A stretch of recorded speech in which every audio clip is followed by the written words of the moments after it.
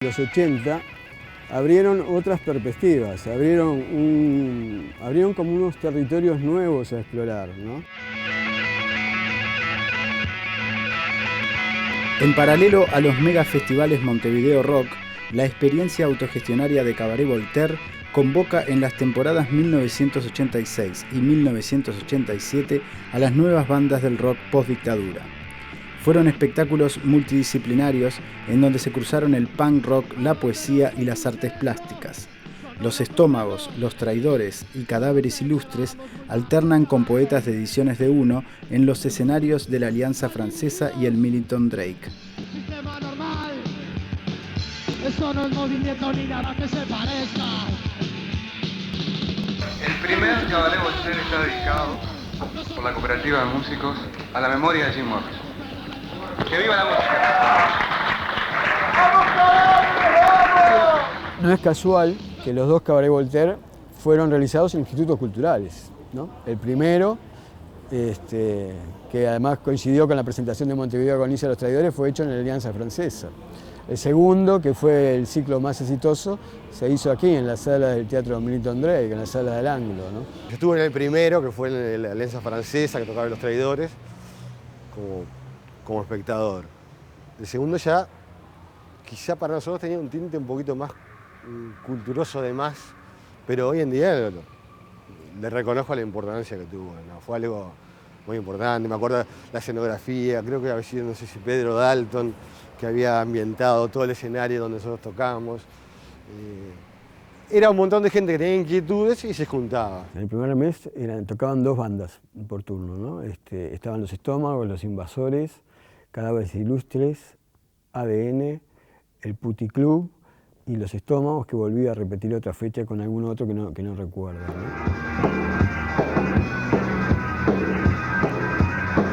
Nada lo vacía, nada está escapa del color de las grandes pasiones y desgracias. Me acuerdo que en el primer afiche del primer Cabaret Voltaire, que no se hizo aquí en el Anglo, sino en esa francesa, el eslogan era Los Traidores, punk o dada, ¿no? Yo no sé si paralelamente, o si todavía Glenn Marcus había o no escrito el famoso libro Trazos de Carmín, ¿no? Pero yo veía justamente en todos esos grupos, ¿no?, esa negación dadaísta de por sí, ¿no? O sea que tampoco el nombre fue elegido al azar, ¿no? Más allá de que obviamente los dadaístas también fueron uno de los vehículos culturales que también me motivaron, ¿no? Me acuerdo incluso Cadáveres Ilustres, el nombre de la banda surge por una película que era Cadáver Excelenti con Franco Nero, y nos querían decir, Cadáveres Ilustres, por los cadáveres exquisitos, el dadaísmo. ¡Pah! Dadaísmo. Ni ahí, o sea, ni idea de todo eso, y no tenía nada que ver tampoco con todo eso. Pero bueno, las cosas tienen su porqué y por algo se juntan las partes, ¿no? Las escenografías estaban a cargo de los alumnos del taller de Longa, Álvaro Pemper, Fernando López Lague, Bordandelli. Habían performance de Ediciones de Uno, se leían poesías aquí y afuera, en el hall, o sea que había como una interacción de espacios. A veces sucedían al mismo tiempo las cosas. Me acuerdo que Maca, recitando Gatos, con un paraguas abierto en escena y una vela arriba, o Daniel Bello con Bardanca, que hacían un dúo de performance, salían de un ataúd. Daniel recitaba unos textos que llamaban rimas pajeras, que eran como muy cómicos por un lado, y Bardanca recitaba un texto que venía muy bien para la época, porque hay que ver que el contexto es el contexto de las racias juveniles, ¿no? De la persecución de lo joven, con la excusa de los conciertos de rock, por ejemplo, ¿verdad? Una persecución que tenía que ver con las racias, con el consumo de marihuana, y con la alegría, y con la fiesta, y con lo dionisíaco, decimos nosotros, ¿no? Y entonces Bardanca escribe aquel poema que después lo publicó en La Oreja Cortada, que se llama Vivo en un país de viejos, ¿no?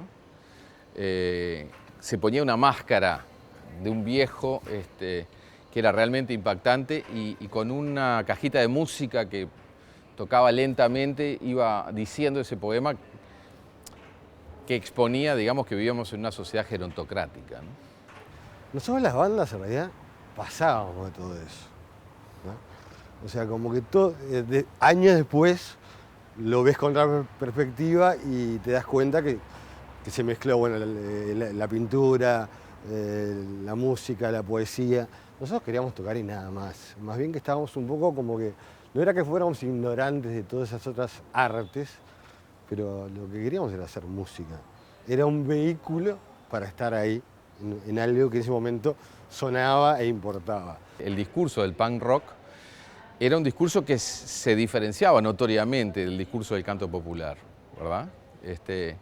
Y nosotros, me parece a mí que hacíamos como un juego de articulación, ¿no? Entre lo vanguardista, lo social, lo experimental.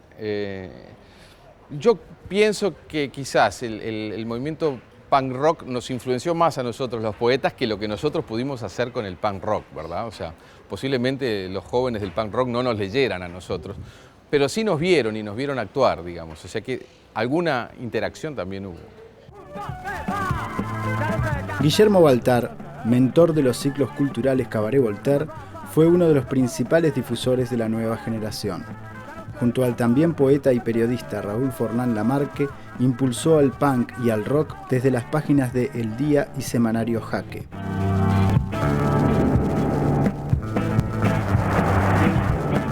Y sí generamos un periodismo diferente porque también obviamente nos gustaba el nuevo periodismo americano, ¿no? Entonces obviamente la Rolling Stone, Toy Wolf, etcétera, etcétera.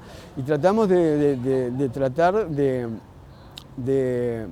cierta forma, de no banalizar tampoco con la nueva cultura, con las nuevas modalidades expresivas que se estaban generando, ¿no? Y la aparición de las bandas de rock, salvando las diferencias generacionales con otros protagonistas de aquella época, fueron un elemento disparador para que esas expectativas, para esas eclosiones interiores que diversas individualidades tenían, corrieran o se nuclearan en torno a ella, ¿no? La música se enferma, sí, nosotros también, para recuperar la llama.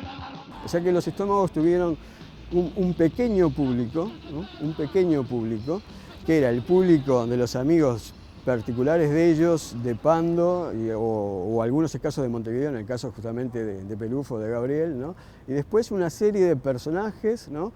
que ya teníamos una determinada trayectoria, ¿no? Y que éramos los 15, 20, 25 personas que estuvimos en sus primeros conciertos, que fuimos a verlos al Festival de la Canción de San José y todo eso. Pero los que sí nos emparentaba era justamente ese sentido de esa poética de indagatoria casi de un universo muy íntimo, muy existencial, ¿no? Muy existencial, que estaba también en directa confrontación con lo que era el discurso dominante de la intelectualidad mayor de entonces, por decirlo de alguna manera. Las lágrimas que caen, un destello de mi soledad, un adiós y nada más. Los Traidores eran totalmente lo contrario, eran la calle, pero no era una calle vulgar, o sea, no era la ordinariez, no era lo chato, no era eso, ni tampoco eran, como muchas veces se habló, de que el punk uruguayo era necesariamente un producto surgido en Pocitos o en Carrasco, ¿no? En Pocitos y Carrasco encontraron sí algunos locales donde pudieron tocar y pudieron difundir su obra, pero los Traidores sí tenían la calle, pero a su vez tenían una poética que los emparentaba y a su vez los separaba del resto, ¿no?